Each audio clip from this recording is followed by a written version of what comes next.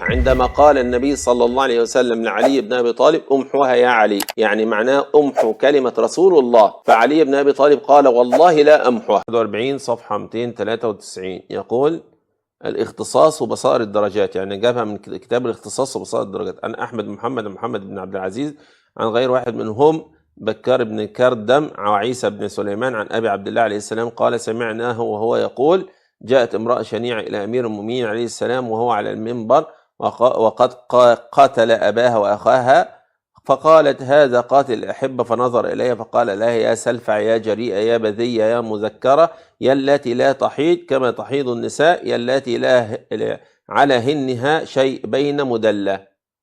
ايه رأيك؟ ولا ايه رأيك؟ هاي سندها ما ادري بيه اذا سندها قوي او لا اولا. ثانيا بروح شوفها وتعال. يا أخي قال لك رجل خلينا نشوف سندها إذا قوي أو لا، يعني من حقه يعني. فأنت شايف سندها شو فيه؟ مجاهيل، عندك 2 مجاهيل فيها، بتقول عندكم مش ما يعني مش مقبولة، بينما عايز تقبلها عندنا. ليش؟ علشان تطعن في الإمام علي بن أبي طالب عليه الصلاة والسلام.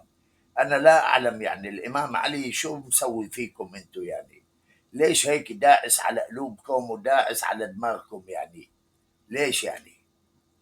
ليه أنت بتحب تطعن في آل البيت يعني؟ لأنك منافق؟